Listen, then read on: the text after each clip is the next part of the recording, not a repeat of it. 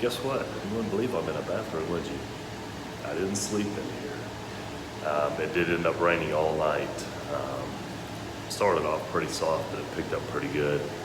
And of course, I had left my brand new camp towel, light load towel, the little tiny, ones.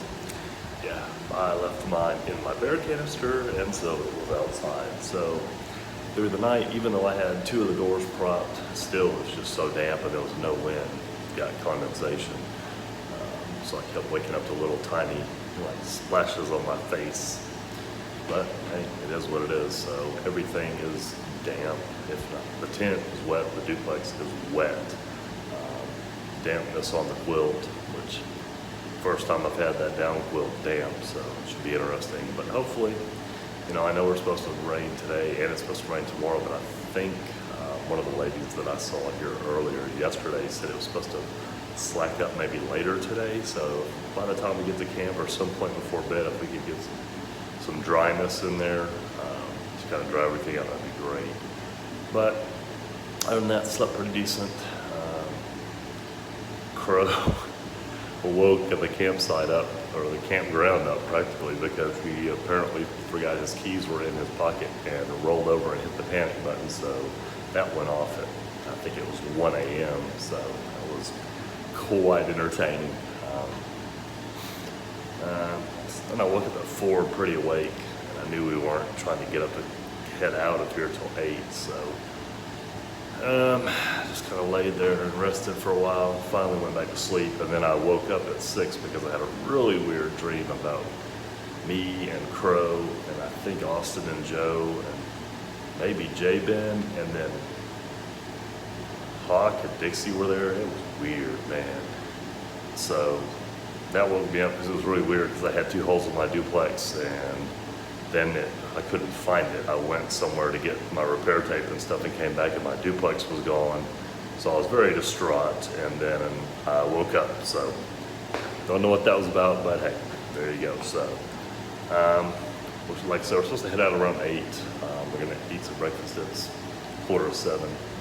We're gonna eat and try and get everything taken down. And then we're going to move some cars and then head up to Clingmans and then head out. So keep you guys up to date. All right, so we're up here at Clingmans in the rain, and it is definitely cooler up here as we would expect. So if you can see, we are in the cloud.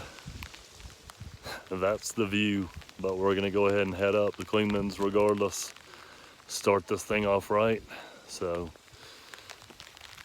keep you guys up to date. Don't know how much filming will be done just based on the weather. So I'll try and keep you up with what I can. So. All right, I don't know if you can see, well, there's nothing too strong, but we are in the clouds, wind ripping all around us, and man, it is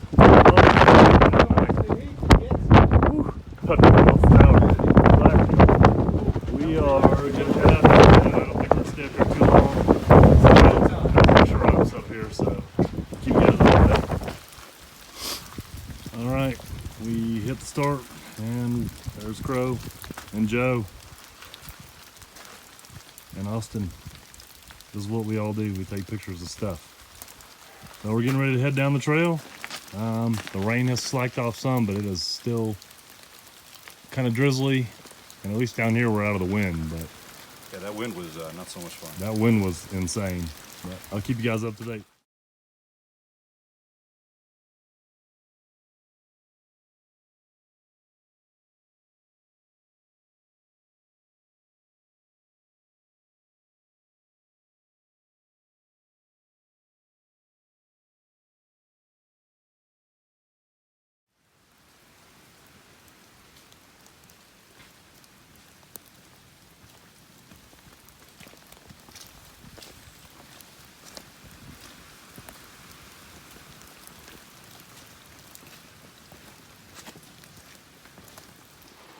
All right, so we decided to detour half a mile down to Mount Collins shelter so we could get out of the wet and eat and sit down, take a little break. So, oh, there is a privy here. Sweet. So, anyways, we're gonna eat a snack and rest up a little bit, see what the weather does. It's just been steady drizzling all day. Every once in a while, it kind of seems like it lightens up, and then it picks back up anytime we hit a clearing, you can tell. So we're gonna do some snack time, and then we're gonna head back out. It's 11:10, so we've been going for just over 2 hours. So doing decent.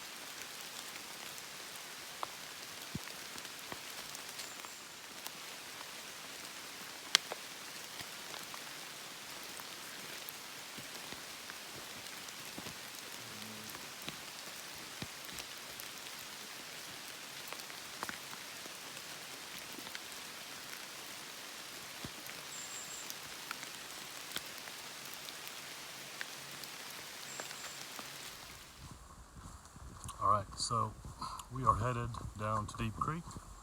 The rain has pretty much slacked up. Some sprinkles here and there, but it's hard to tell if it's just wind blowing it out of the trees or if it's actually dropping some precipitation here and there.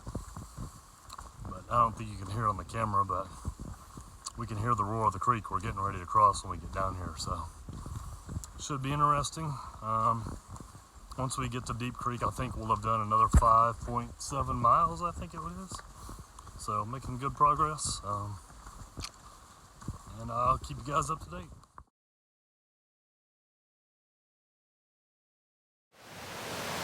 So this is what we're getting ready to cross.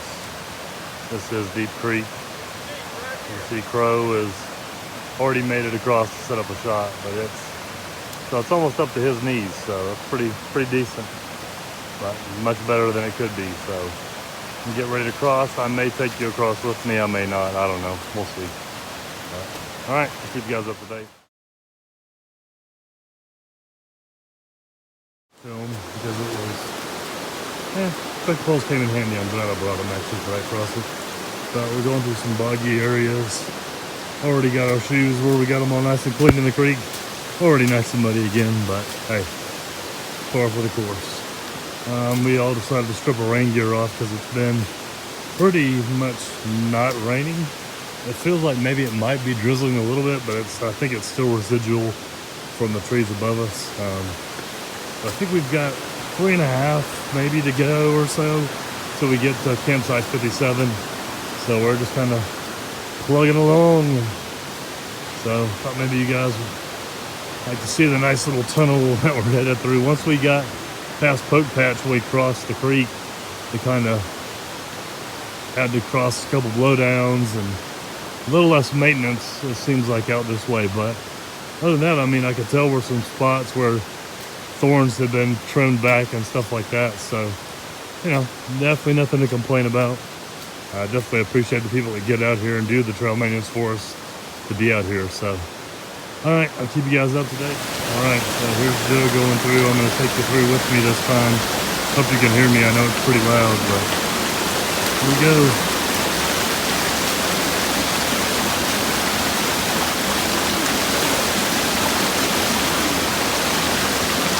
Oh, there's a deep spot right there. And those rocks are slick too, boy. All right, hold on. Down on this mossy rock.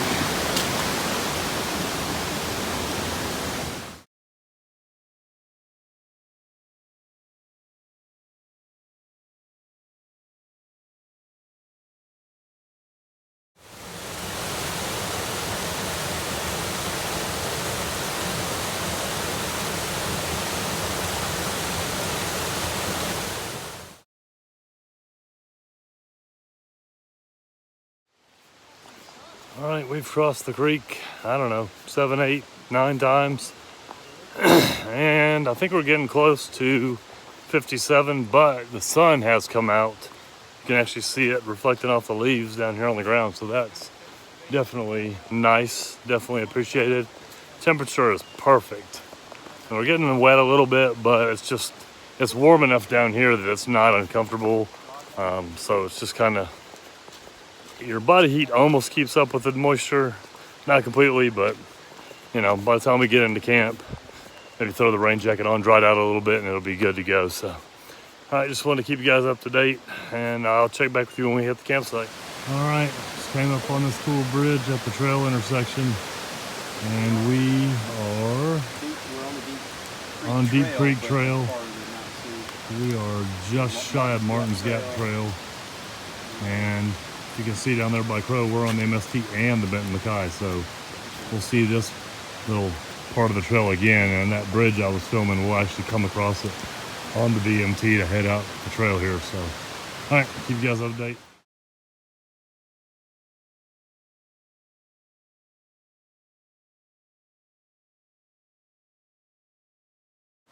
Well, I may be crazy, but it almost looks like someone made a sundial out of this tree. The temperature's almost warmish, so it should be interesting tonight. I was telling Crow and the guys that I almost wish I had just brought both sets of gear and slept in the 50 last night and brought the 50 for tonight. And then when we got back to the vehicle, switched to the 30 for the cold and picked up the extra cold weather gear. But I just really don't like leaving gear in a car, so I just ended up, you know, not doing that, and that's fine. But all right, we should be getting close. I'll keep you guys up to date. All right, as you can see, camp is set up. I'm trying to get the duplex to dry out. My frog togs is on the back, hoping to get some dryness out of that. Crow's set up over here, and then we got Austin over here with his hammock, filtering some water. And then Joe's set up back here. So pretty good day. We've been here, I don't know, maybe an hour. So me and Crow went and got some water. Austin's got some water, kind of settling in. I guess I need to get my inflatable blown up and try and dry it off some, and then get my quilt out and see if I can get some dryness on it. So still got some stuff to do. Trying to get some electrolytes. I've only drank 2 liters of water today, so trying to get some of that done and eat some snacks. So keep you guys up to date. All right, so it's the end of the day, day 1. We made it here to campsite 57, Horace Kephardt's last campsite, if I remember that correctly.